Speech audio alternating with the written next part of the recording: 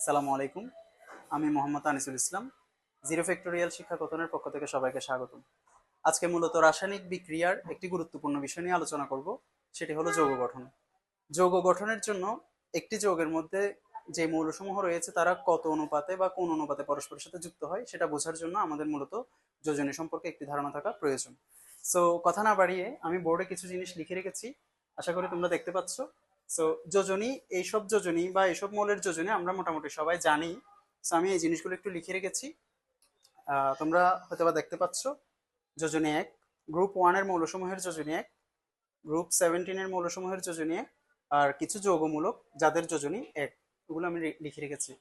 আর যোজনী দুই হলো গ্রুপ 2 এর মৌলসমূহের যোজনী দুই, গ্রুপ 16-এর মৌলসমূহের যোজনী দুই, যৌগমূলক কিছু যৌগমূলক আমি লিখে রেখেছি যোজনী তিন, একইভাবে যোজনী চার। সো একটু খেয়াল করো, এই যে যোজনী বিষয়টা বোঝার জন্য আমি এখানে আরো কিছু বিষয় লিখে রেখেছি। যারা গ্রুপ ওয়ানের রয়েছে তারা হলো পজিটিভ, আর যারা গ্রুপ 17-এর তারা মূলত নেগেটিভ। একইভাবে গ্রুপ 2-তে যারা রয়েছে তারা পজিটিভ এবং গ্রুপ 16-এ যারা রয়েছে তারা নেগেটিভ। আর বাকি যৌগমূলকের মধ্যে যারা পজিটিভ তাদের উপরে পজিটিভ চার্জ রয়েছে, আর যারা নেগেটিভ তাদের উপর নেগেটিভ চার্জ রয়েছে। সো আমরা মূলত একটি যৌগ গঠন করতে হলে আমাদের দুইটি জিনিস একটু খেয়াল রাখতে হবে। সেই দুটি বিষয় আমি এখানে লিখে রেখেছি, একটু খেয়াল করো। সেটা হলো লক্ষণীয় বিষয়, 1 নম্বর পয়েন্ট, পজিটিভ চার্জধারী অ্যাটম শুরুতে বসবে আর একটির যোজনী অন্যটির কোনায় বসবে। প্রথম পয়েন্ট হলো পজিটিভ চার্জধারী অ্যাটমটা শুরুতে বসবে।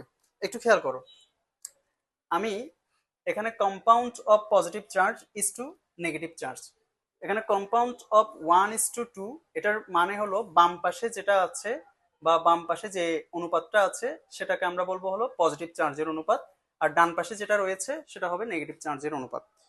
তো আমি ফার্স্টের দিকে কম্পাউন্ড 1:1 এর ক্ষেত্রে এই যে যোজনী এক যাদের রয়েছে তাদের সাথে আমি একটি যৌগ গঠন করব, অর্থাৎ তাদেরকে নিয়ে আমি যৌগ গঠন করব। একটু খেয়াল করো, এই যে প্রথমে আমি পজিটিভ চার্জ নিব, তারপর নেগেটিভ চার্জ নিব। অবশ্যই আমাদের লক্ষণীয় বিষয়ের দিকে খেয়াল রাখতে হবে, পজিটিভ চার্জ দ্বারা অ্যাটম শুরুতে বসবে। সো আমরা দেখতে পাচ্ছি এখানে পজিটিভ চার্জ হলো মূলত গ্রুপ ওয়ানের। আমি এখান থেকে একটি মৌল নিই, সোডিয়াম নিলাম, আর নেগেটিভ চার্জ থেকে মনে করো আমি ক্লোরিন নিলাম। সো যৌগ গঠন হয়ে গেল। খেয়াল করো, আমি যদি পজিটিভ চার্জ থেকে পটাশিয়ামকে নিই এবং এখান থেকে নেগেটিভ চার্জ হিসেবে এখানে দেখতে পাচ্ছি আমরা নেগেটিভ চার্জ রয়েছে, আমি নাইট্রেটকে নিই, তখন যৌগটির নাম হবে পটাশিয়াম নাইট্রেট। কে হলো পটাশিয়াম, আর এখানে নাইট্রেট রয়েছে। সো পটাশিয়াম নাইট্রেট যৌগ গঠিত হয়ে গেল। খেয়াল করো, আমি যদি এখান থেকে লিথিয়ামকে নিই, লিথিয়াম, আর এখান থেকে হাইড্রোক্সাইডকে নিই, তখন লিথিয়াম হাইড্রোক্সাইড গঠিত হয়ে যাবে। অবশ্যই একটির যোজনী অন্যটির কোনায় বসবে। দেখো এখানে প্রত্যেকটি যোজনী কিন্তু এক করে। সো একটার যোজনী অন্যটার কোনায় বসানোর আমাদের কোনো প্রয়োজন নেই, বিকজ প্রতিটির এক করে, একগুলো বসাতে হয় না। সো এটুকু জিনিসপত্র আমরা একটু মনে রাখবো। তারপর আসো, আমি যদি এখানে পজিটিভ চার্জের সাথে নেগেটিভ চার্জ মিলিয়ে একটি যৌগ গঠন করি, অ্যামোনিয়াম, অ্যামোনিয়ামের সাথে আমি যদি হাইড্রোক্সাইড মিলিয়ে অ্যামোনিয়াম হাইড্রোক্সাইড গঠন করি, তাও একটি যৌগ গঠিত হয়ে গেল। আশা করি বুঝতে পেরেছো। এবং প্রত্যেকটি যোজনী যেহেতু এক করে এবং ওদের যোজনীগুলো এখানে বসানোর প্রয়োজন নেই, সো আমি বসাইনি। আর এখানে যেটা 4 রয়েছে সেটা কিন্তু এই যৌগমূলকের, এই যৌগমূলকের নাম্বার, এটা কোনো যোজনী নয়। সো এটা একটু খেয়াল রাখবা। এখন দেখো পরবর্তী কম্পাউন্ড 1:2 এবং 2:1, এই বিষয়গুলো একটু দেখো। অর্থাৎ আমি পজিটিভ চার্জ হিসেবে 1-কে নিব এবং নেগেটিভ চার্জ হিসেবে 2-কে নিব একবার। আরেকটা যৌগের ক্ষেত্রে আমি পজিটিভ চার্জ হিসেবে 2-কে নিব এবং নেগেটিভ চার্জ হিসেবে 1-কে নিব। খেয়াল করো, প্রথমে আমি যদি 1:2 গঠন করতে চাই সেক্ষেত্রে আমি এখান থেকে সোডিয়ামকে নিলাম পজিটিভ চার্জ। অবশ্যই আমাদের পজিটিভ চার্জ দ্বারা অ্যাটম শুরুতে বসবে, আমি শুরুতে বসালাম এই যে পজিটিভ চার্জ, আশা করি দেখতে পাচ্ছ। পজিটিভ চার্জ সোডিয়াম, এটাকে আমরা শুরুতে বসালাম। আর 2 অর্থাৎ যোজনী 2 হিসেবে আমি একটা নেগেটিভ চার্জ নিচ্ছি, সেটা হলো সালফেট মূলক, এই যে সালফেট মূলক নিলাম। এখন আমরা দ্বিতীয় লক্ষণীয় বিষয়ের দিকে খেয়াল রাখবো, সেটা হলো একটির যোজনী অন্যটির কোনায় বসবে। সালফেটের যোজনী 2, সেটা বসবে ওর কোনায়, আর সোডিয়ামের যোজনী যেহেতু 1, সেটা বসানোর দরকার নেই। সো আমাদের যৌগ গঠিত হয়ে গেল। আশা করি বুঝতে পেরেছো। আচ্ছা, এখন খেয়াল করো, আমি যদি আরেকটা যৌগ দেখাই, পটাশিয়াম কার্বনেট, পটাশিয়াম কার্বনেট, অর্থাৎ পটাশিয়াম হলো পজিটিভ চার্জ যার যোজনী 1, 1:2 হিসাব করছি আমরা, আর কার্বনেট যার যোজনী হলো 2, আমি এখানে কার্বনেট বসালাম। এখন কার্বনেটের যোজনী 2 সেটা চলে আসবে পটাশিয়ামের কোনায়, আর পটাশিয়ামের যোজনী 1 সেটা কার্বনেটের কোনায় বসানোর প্রয়োজন নেই। আশা করি বুঝতে পেরেছো। সো আমরা এভাবে 1:2 জাতীয় যৌগগুলো গঠন করলাম। এখন আসো 2:1 জাতীয় যৌগগুলো কিভাবে গঠন করা যায় একটু খেয়াল করি। দেখো, আমরা যোজনী 2 জাতীয় অর্থাৎ পজিটিভ চার্জ নেব যার যোজনী 2, আর নেগেটিভ চার্জ যেটা নেব সেটার যোজনী হবে 1, বিকজ আমি বললাম compound of positive charge is to negative charge.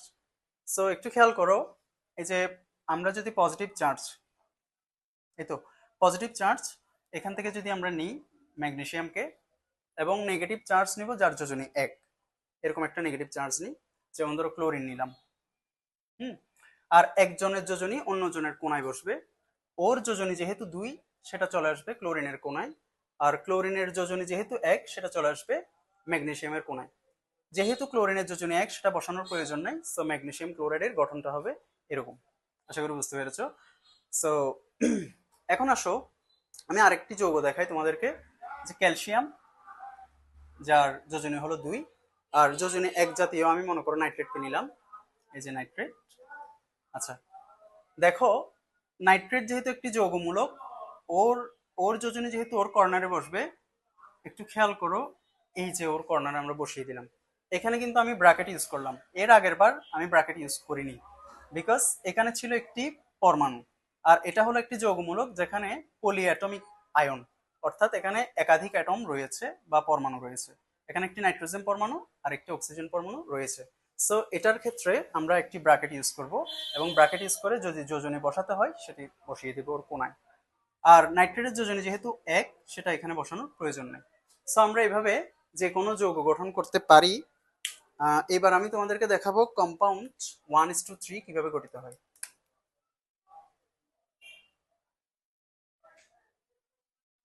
Compound 1:3,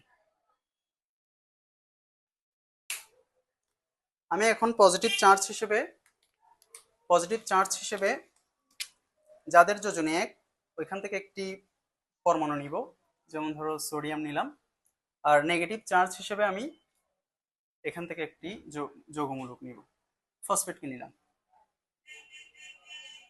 এখন ফসফেটের যোজনী যেহেতু 3 সেটি আমি সোডিয়ামের কর্নারে বসালাম, আর সোডিয়ামের যোজনী যেহেতু 1 সেটি এখানে বসানোর প্রয়োজন ছিল না বা প্রয়োজন নাই।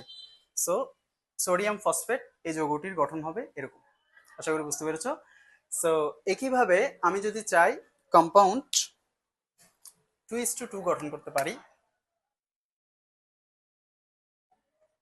কম্পাউন্ড 2:2, দেখো আমি যদি এখান থেকে একটা পজিটিভ চার্জ নিই, অবশ্যই পজিটিভ চার্জকে শুরুতে বসাতে হবে, ম্যাগনেসিয়াম অ্যাটমটাকে নিলাম, আর এখান থেকে সালফেটকে নিলাম আমি। তোমরা আশা করি সবাই জানো যে যদি কোনো অনুপাতে দুইটি অনুপাতই সেম হয় বা দুইটি অনুপাতের মধ্যে একটি সাধারণ গুণিতক থাকে বা গুণনীয়ক থাকে, তাহলে ওদেরকে কেটে দেওয়া যায়।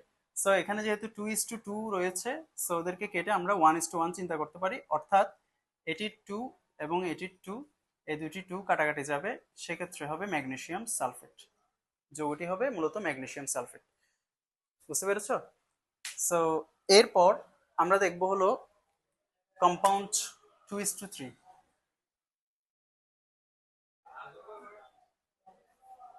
এই কম্পাউন্ডটি গঠন করার ক্ষেত্রে অনেকে ভুল করে। সো এই কম্পাউন্ডটা আমরা একটু গঠন করব 2:3 অথবা 3:2, এটা একটু গঠন করে দেখাবো। দেখো, প্রথমত আমি কম্পাউন্ড 2 অর্থাৎ পজিটিভ চার্জ হিসেবে 2 কে নিব এবং নেগেটিভ চার্জ হিসেবে 3 কে নিব। প্রথমে আমি মনে করো ক্যালসিয়ামকে নিলাম, যে ক্যালসিয়াম, আর নেগেটিভ চার্জ হিসেবে ফসফেটকে নিলাম, ফসফেট। এখন একটির যোজনী অন্যটির কোনায় বসবে, অর্থাৎ যোজনী স্থানান্তর করতে হবে। সো ওর যোজনী যেহেতু 3 সেটা চলে আসবে ক্যালসিয়ামের আগে, আর ক্যালসিয়ামের যোজনী যেহেতু 2 এবং এটা যেহেতু একটি পলি অ্যাটমিক আয়ন, সো এটার কর্নারে এভাবে একটি ব্র্যাকেট দিয়ে বসাতে হবে। অর্থাৎ এটা হলো ক্যালসিয়াম ফসফেট। আমি আরেকটি উদাহরণ দেখাই ম্যাগনেসিয়ামের ক্ষেত্রে। ম্যাগনেসিয়াম ফসফেট, ম্যাগনেসিয়ামের যোজনী 2 আর ফসফেটের যোজনী 3।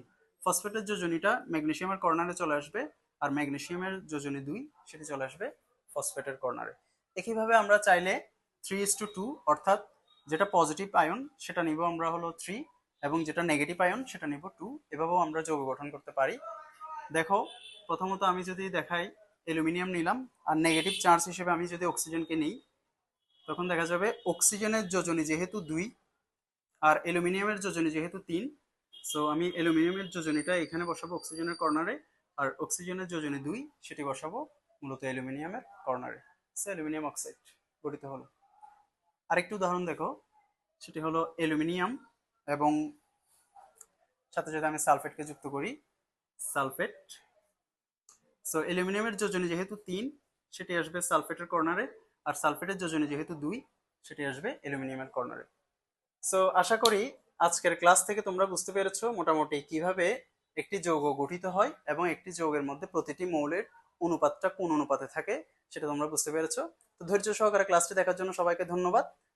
দেখা হবে পরবর্তী ক্লাসে। আল্লাহ হাফেজ।